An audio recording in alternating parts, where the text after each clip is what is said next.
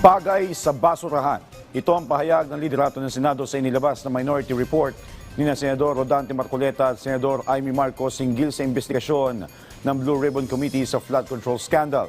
Samantala, kinuha ng state witness sa flood control scandal si dating DPWH Bulacan District Engineer Henry Alcantara.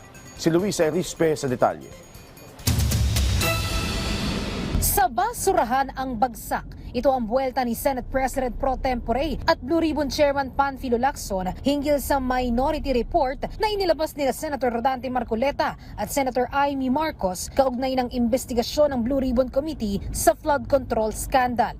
Ayon kay Senator Lacson, pambabastos ang dokumento hindi lang sa komite kundi sa buong Senado. Dapat balikan nila ang rules ng Senado dahil bilang mga batikan ng mambabatas, dapat alam nilang may tamang proseso sa pag-adapt ng committee report sa plenaryo. Hindi naman din sila pinagbabawalan na maglabas ng komento, pero sadyang may tamang panahon lang para magsumiti nito at hindi dapat nakikipag-unahan sa Blue Ribbon Committee. Ganito rin ang sentimiento ni Senate President Vicente Soto III.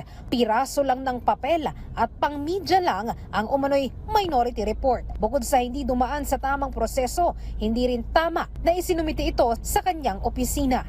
Even a majority report, kahit anong Blue Ribbon Committee report yan, unless tinake up sa plenary, ay wala yan. Piece of paper ng committee report namatay sa committee.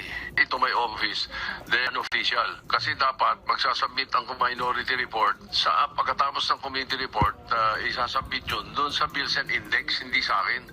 Ang laman naman ng report, tinutumbok si late Representative at dating House Speaker Martin Romualdez na isa sa dapat makasuhan hinggil sa flood control scandal. Dahil kabilang siya sa liderato ng Kamara, hindi siya dapat absuelto sa pananagutan sa mga anomalya.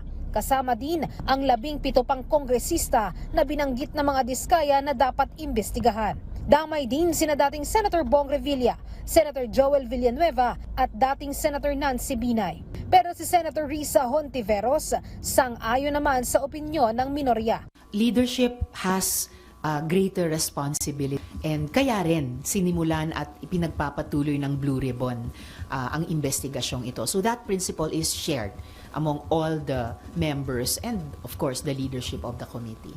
Hinamo naman niya ang dating speaker na dumalo sa pagdinig para naman maipahayag ang kanyang panig.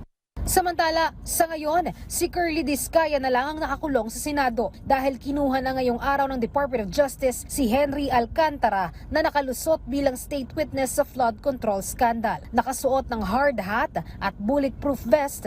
Pasado alas 12 ng tanghali kanina nakalabas ng Senado si Alcantara. Hindi pa idinitalye saan siya dadalhin pero ayon sa Department of Justice, sa Witness Protection Program na o WPP ang masusunod sa kanyang kustodiya.